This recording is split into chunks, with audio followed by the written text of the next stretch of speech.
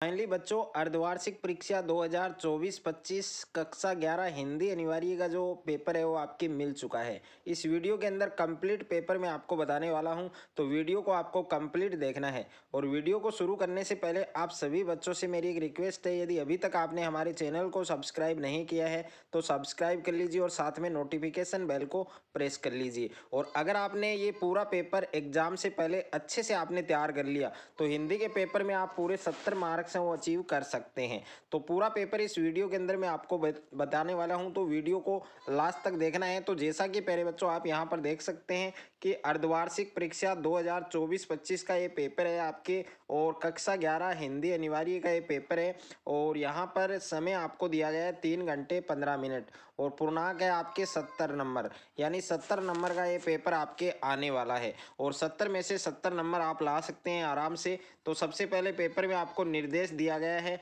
निर्देश आपको जरूर पढ़ना है, इनको फॉलो करना है कि सभी प्रश्न हल करने अनिवार्य हैं। और दूसरा जो पॉइंट दे रखा है वो है कि प्रश्न पत्र में कुल प्रश्नों की जो संख्या है वो भी आपको दे रखी है 17।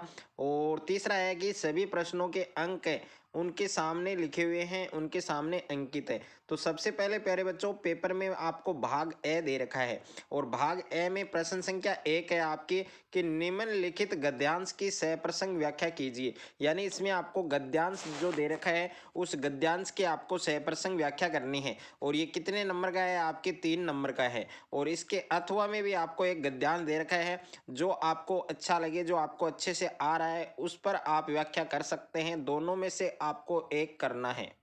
यह आपके दूसरा गद्यांश है, दूसरा गद्यांश भी आप पढ़ सकते हैं।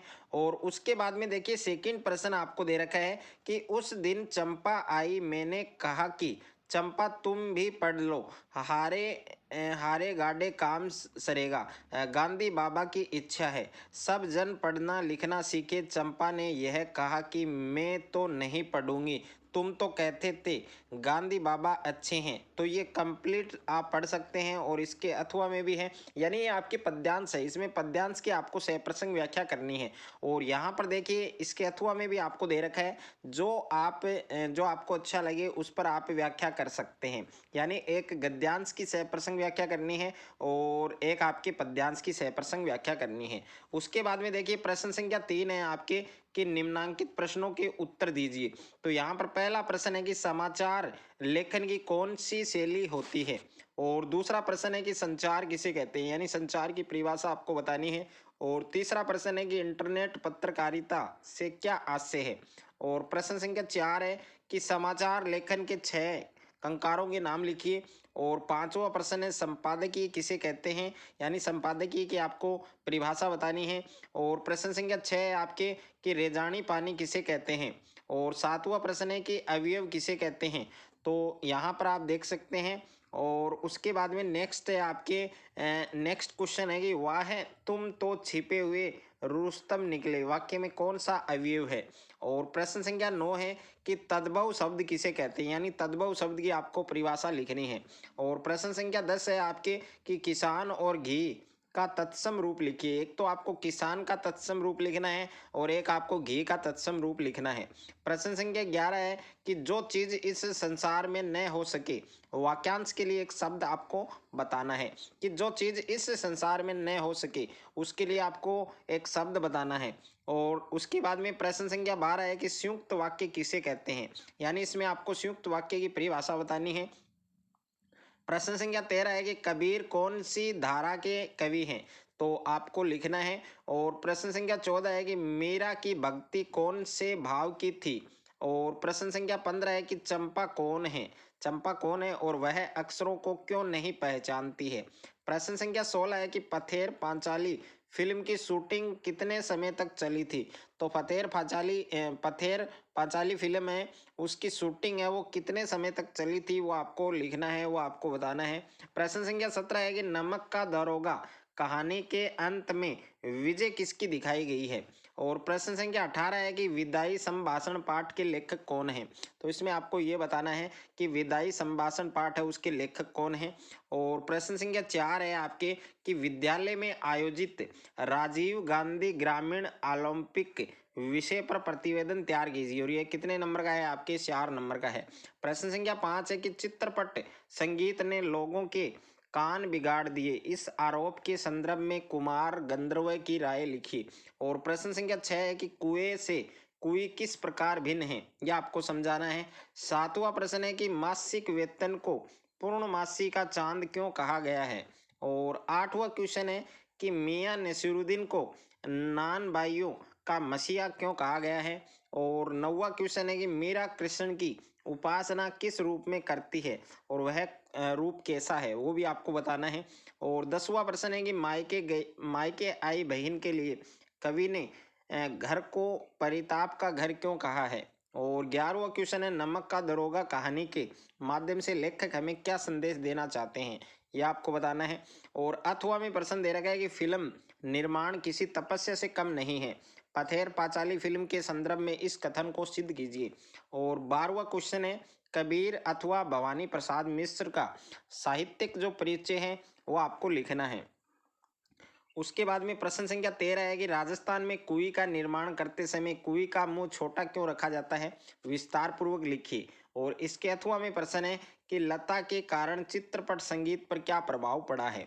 और क्वेश्चन नंबर आपके 14 है कि ग्राम पंचायत कै ख ग के सचिव की ओर से जिला कलेक्टर ए ब से को गर्मी के मौसम में पेयजल की समुचित व्यवस्था हेतु टैंकर भिजवाने के लिए कार्यालय जो पत्र है वो आपको लिखना है।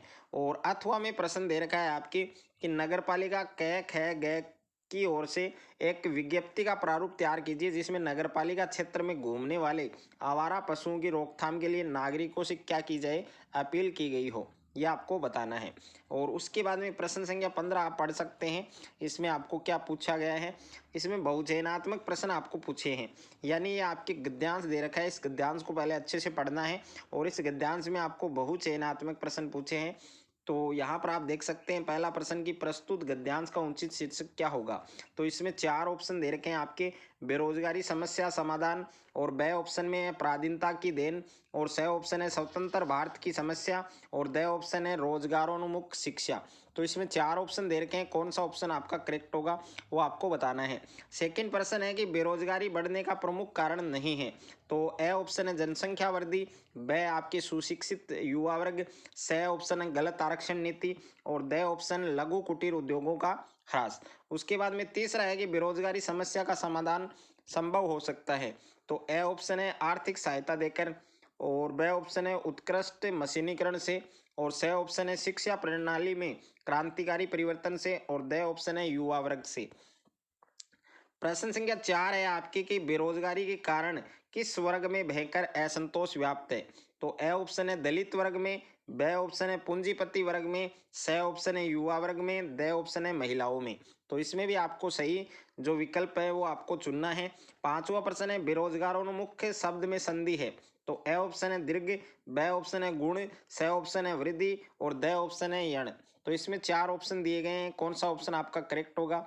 और प्रश्न संख्या 16 है कि निम्नलिखित पद्यांश को ध्यानपूर्वक पढ़कर नीचे दिए गए प्रश्नों के उत्तर दीजिए। तो ये पद्यांश आप पढ़ सकते हैं। इसमें आपको बहुचयनात्मक प्रश्न दिए हैं कि प्रस्तुत पद्यांश का शीर्षक आपको बताना है।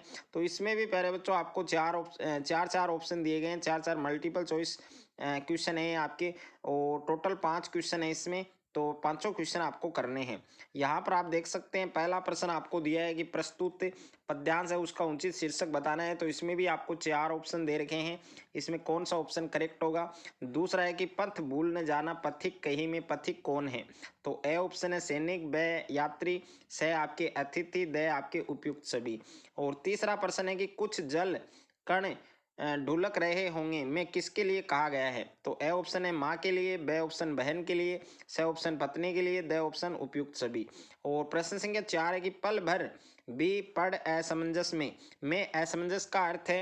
ए ऑप्शन है उलझन, ब ऑप्शन दुविधा, स ऑप्शन आपके कसमाकस, और द ऑप्शन आपके उपयुक्त सभी। 5वां प्रश्न है कि रणभेरी सुन कह विदा विदा पंक्ति में अलंकार है। तो ए ऑप्शन है अनुप्रास, ब ऑप्शन यमक, स ऑप्शन आपके वक्रोक्ति और द ऑप्शन है आपके पुनरुक्ति प्रकाश। उसके बाद में नेक्स्ट है आपके प्रश्न संख्या 17 आपको दिया गया है कि निम्नलिखित में से किसी एक विषय पर आपको निबंध लिखना है, वो भी कितने शब्दों में, 300 शब्दों में।